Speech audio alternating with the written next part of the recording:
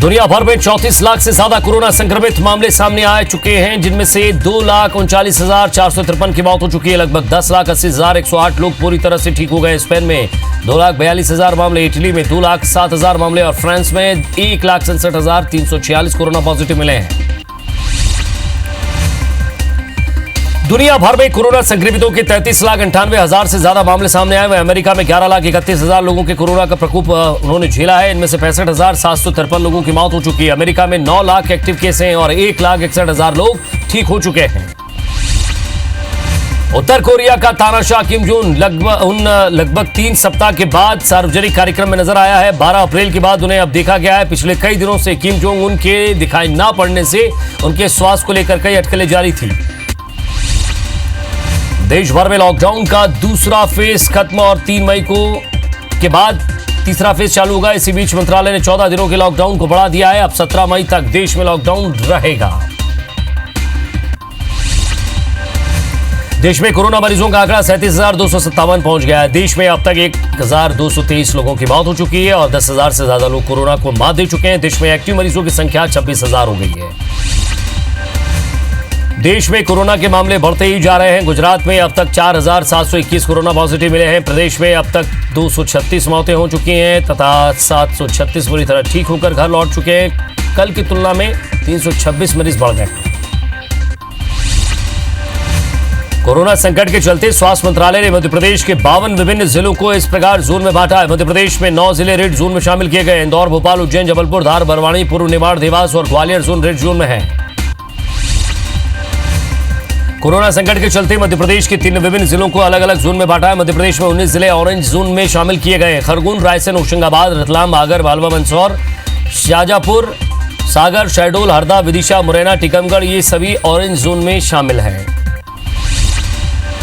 Corona संकट के चलते मध्य प्रदेश के 52 जिलों को 3 अलग अलग जोन में बांटा गया है। मध्य प्रदेश में 24 जिले ग्रीन जोन में शामिल किए गए हैं। रीवा, राजगढ़, शिवपुरी, बालाघाट, भिंड, छतरपुर, दमोह, कटनी, नीमच, पन्ना, सतना, सीधी, उमरिया, सीहोर, सिवनी जिले को ग्रीन जोन में रखा गया है।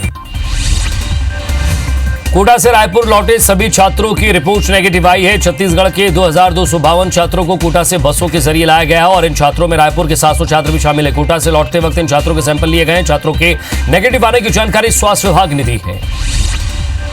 लॉकडाउन में मजदूरी करने वाले लोग बुरी तरह से प्रभावित हुए हैं। जयपुर से 20 मजदूर साइकिल से यूपी के चित्रकूट को निकले, बीती रात मुरैना पहुंचे। ये सभी मजदूर राजस्थान के जयपुर में पत्थर का काम करते थे। पैसे खत्म होने पर मजबूर ये मजदूर भूखे मरने की कगार पर आ चुके हैं।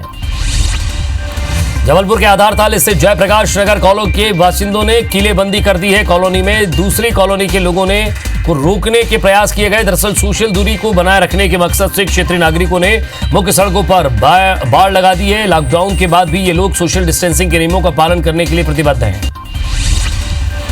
जगदलपुर की महापौर सफीरा साहू की शिकायत पर बोधघाट पुलिस ने व्हाट्सएप ग्रुप के एडमिन के खिलाफ एफआईआर दर्ज की है। 2 दिनों पहले कविता साहू ने व्हाट्सएप ग्रुप के संचालक के खिलाफ गलत टिप्पणी की थी, जिस पर एफआईआर दर्ज की गई है। कविता साहू नगर निगम जगदलपुर की सभापति हैं। कोरोना काल में ट्रक ड्राइवर्स के कोरोना संक्रमण के मामले मिले हैं। ग्वालियर का ट्रांसपोर्ट नगर कोरोना से खासा सुरक्षित है। ड्राइवर्स का शहर के चेकपोस्ट पर कोरोना परीक्षण भी नहीं हो पा रहा। ट्रांसपोर्टर्स की मांग है कि ट्रांसपोर्ट नगर में भी मेडिकल टीम बैठाना है जो ट्रक ड्राइवर्स का कोरोना परीक्षण कर सके। ग्वालियर में कोरोना के डर से होम क्वारंटाइन युवक ने फांसी लगा ली है। मृतक दिलीप हरियाणा के सोनीपत का रहने वाला है, जो ग्वालियर के एयरफोर्स में प्राइवेट वर्कर के तौर पर काम करता था। तबीयत बिगड़ने पर टीम ने उसकी थर्मल स्क्रीनिंग कर उसे होम क्वारंटाइन किया था। वहीं अब दिलीप के सुसाइड मामले की जांच महाराजपुरा थाना पुलिस कर रही है। छत्तीसगढ़ के स्वास्थ्य मंत्री टीएस सिंहदेव ने मेकाहारा प्रबंधन को 500 बेड स्पेशल कोविड-19 अस्पताल को जल्दी बनाने के लिए कहा है। मंत्री ने कोरोना मरीजों के विशेष वार्ड और आईसीयू का निरीक्षण मंत्री ने किया। निर्माण कार्य जल्द पूरा कर कोविड अस्पताल शुरू करने के लिए कहा है। उन्होंने कैथ लैब की शिफ्टिंग जैसे कई कार्यों को जल्द पूरा करने के निर्देश पीडब्ल्यूडी को दिए हैं।